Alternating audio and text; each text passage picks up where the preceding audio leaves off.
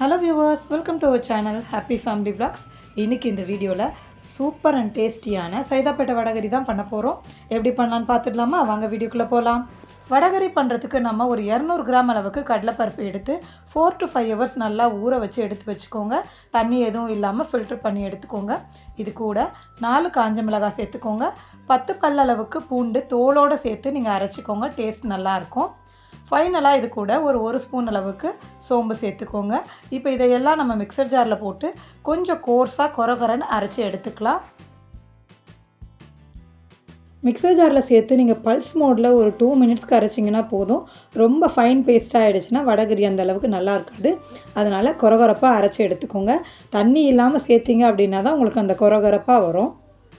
இப்போ இது கூட இந்த பருப்புக்கு தேவையான அளவுக்கு மட்டும் சால்ட்டு சேர்த்து அரைச்சிக்கலாம். இப்போ கடலைப்பருப்பு நல்லா அரைச்சி எடுத்தாச்சு. இதில் 1-2 பருப்பு முழுசாக இருக்கிற மாதிரி இருக்கும். அப்படி இருந்தாலும் நல்லா தான் இருக்கும். நீங்கள் அந்த மாதிரியே அரைச்சிக்கலாம். இப்போ நம்ம அரைச்சி வச்சுருக்க கடலைப்பருப்பு எல்லாமே நான் சின்ன சின்ன வடைகளாக தட்டி எடுத்துக்கிறேன். இதை ஆயிலில் போட்டு டீப் ஃப்ரை பண்ணி தான் பண்ண போகிறேன். உங்களுக்கு ஆயில் செட் ஆகாது அப்படின்னா நீங்கள் இட்லி பானையில் வச்சு ஸ்டீம் பண்ணியும் நீங்கள் உதுத்து சேர்த்துக்கலாம். அப்படி இல்லைன்னா அடை மாதிரி தட்டிட்டு நீங்கள் அதை தோசைக்கல்லில் 2 பக்கமும் வேக வச்சு அதையும் உதுத்து வடகரி பண்ணிக்கலாம். உங்களுக்கு எந்த மெத்தட் ஈஸியாக இருக்கோ நீங்கள் அந்த மெத்தடே ஃபாலோ பண்ணிக்கோங்க. எப்படி நம்ம ஃப்ரை பண்ணி எடுத்தாலும் சரி, ஸ்டீம் பண்ணாலும் டேஸ்ட் அதே மாதிரி தான் இருக்கும்.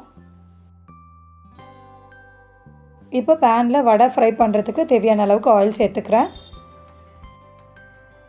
ஆயில் நல்லா சூடாகி வந்ததும் நம்ம எடுத்து வச்சுருக்க வடையெல்லாம் ஒன்று ஒன்றா போட்டு நல்லா ஃப்ரை பண்ணி எடுத்துக்கலாம்.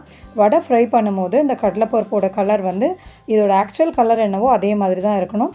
கொஞ்சம் டீப் ஃப்ரை மாதிரி ஆகிடுச்சுன்னா கொஞ்சம் ப்ரௌனிஷ் கலராக மாறிடும். அந்த மாதிரி மாறாமல் இதே கலரில் இருக்கும் போது 2 பக்கமும் நல்லா திருப்பி விட்டு வேக வச்சு எடுத்துருங்க. இப்போ வடை நல்லா 2 பக்கமும் ஃப்ரை ஆகி வந்துருச்சு. இப்போ எடுத்து வடையை நல்லா ஆற வச்சிடலாம். வடை நல்லா ஆறி வந்ததும் நீங்கள் உதுத்து போட்டு கூட வடகரி பண்ணிக்கலாம். இல்லைனா மிக்சர் ஜாரில் இந்த மாதிரி 2ஆக உடச்சி பல்ஸ் மோடில் ஒரே ஒரு சுற்றி எடுத்துக்கோங்க. கரெக்டாக இருக்கும். ரொம்ப நைஸாக ஆகிராமல் கொஞ்சம் கொரகொரப்பாக இருக்கிற மாதிரி பார்த்துக்கோங்க. ஒரே ஒரு செகண்டுக்கு மட்டும் லைட்டாக அரைச்சி எடுத்துக்கோங்க. ஒரு 2 வடை மட்டும் நான் தனியாக எடுத்து வச்சு ஃபைனலாக உதுத்து போடுறேன். அந்த வடகரியோட டெக்ஸ்டர் நமக்கு பார்க்கும் போது தெரியணுன்றதுக்காக கொஞ்சம் முழுசாக இருக்கட்டும்னு சொல்லி 2 வடை மட்டும் தனியாக எடுத்து உதுத்து போட்டிருக்கேன். இப்போ வடை ரெடி பண்ணியாச்சு. நம்ம அடுத்தது வடகரி ஸ்டார்ட் பண்ணிடலாம். பேனில் நான் ஃப்ரை பண்ண ஆயிலே கொஞ்சம் ஆயில் மட்டும் எடுத்து வச்சுருக்கேன். அந்த ஆயிலில் பட்டை இலை, கிராம்பு, ஏலக்காய், கல்பாசி, அன்னாசி பூ எல்லாமே ஹோல் ஸ்பைசிஸ் எது இருக்கோ எல்லாமே சேர்த்துக்கோங்க. ஒரு 1/2 ஸ்பூன் அளவுக்கு சோம்பு சேர்த்துக்கோங்க. சோம்பு நல்லா பொரிஞ்சு வந்ததும் 3 பெரிய வெங்காயம் எடுத்து பொடியாக கட் பண்ணி வச்சுருக்கேன். அதையும் இது கூட சேர்த்துக்கோங்க. வெங்காயம் நல்லா கோல்டன் ப்ரௌன் கலர் ஆகிற அளவுக்கு நல்லா வதக்கி விட்டுக்கோங்க. வெங்காயம் நல்லா வதங்கி வரும்போதே 2 பச்சை மிளகாய் எடுத்து நீள்வாக்கில் கீறி வச்சுருக்கேன். அதை சேர்த்துக்கோங்க. 2 கொத்து அளவுக்கு கருவேப்பிலை சேர்த்துக்கோங்க. வெங்காயம் நல்லா ப்ரௌன் கலர் ஆகிற வரைக்கும் நல்லா வதக்கிக்கலாம். இப்போது நம்ம 2 தக்காளி எடுத்து பொடியாக கட் பண்ணி வச்சுருக்கோம். அதையும் இது கூட சேர்த்துக்கலாம். தக்காளி வதங்கும் போதே இதுக்கு தேவையான அளவுக்கு உப்பு சேர்த்து நல்லா வதக்கிக்கலாம். வடையில் ஆல்ரெடி உப்பு சேர்த்துருக்கோம், அதனால் உப்பு மட்டும் பார்த்து சேர்த்துக்கோங்க.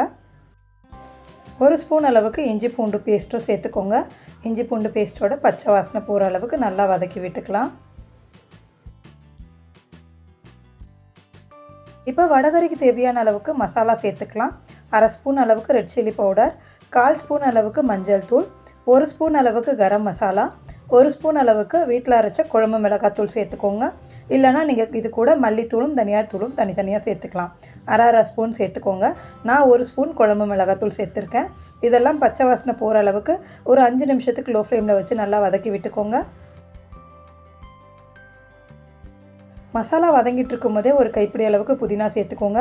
வடகரிக்கு புதினா இலை நல்ல ஃப்ளேவராக இருக்கும். அதனால் ஸ்கிப் பண்ணாமல் புதினா இலை மட்டும் எப்பயுமே சேர்த்துக்கோங்க. புதினா நல்லா வதங்கி வந்ததும் நம்ம உதுத்து வச்சுருந்த வடையை இது கூட சேர்த்துக்கலாம். வடை சேர்த்ததுக்கப்புறம் மசாலா கூட நல்லா ஒன்று சேர்ந்து வர அளவுக்கு நல்லா கலந்து விட்டுக்கோங்க. இப்போ வடகரிக்கு தேவையான அளவுக்கு தண்ணி சேர்த்துக்கலாம். நான் 2 கிளாஸ் அளவுக்கு தண்ணி சேர்த்துருக்கேன். தண்ணி சேர்த்துட்டு உப்பு காரம்லாம் கரெக்டாக இருக்கான்னு பார்த்துட்டு ஒரு 5லேருந்து 10 நிமிஷத்துக்கு மூடி போட்டு நல்லா கொதிக்க விடலாம்.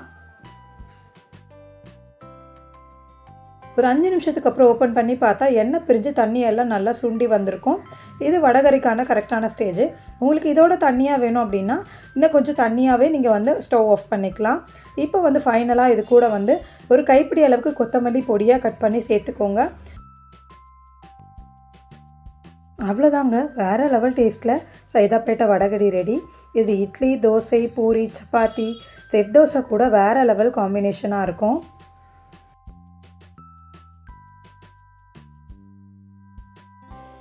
இதே மெத்தடில் நீங்களும் ட்ரை பண்ணி பார்த்துட்டு எப்படி இருந்துச்சுன்னு சொல்லி கமெண்ட்டில் சொல்லுங்கள்.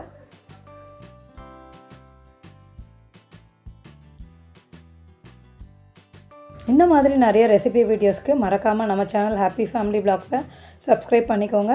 அடுத்த ஒரு சூப்பரான ரெசிபியோடு சந்திக்கலாம். அது வரைக்கும் see you.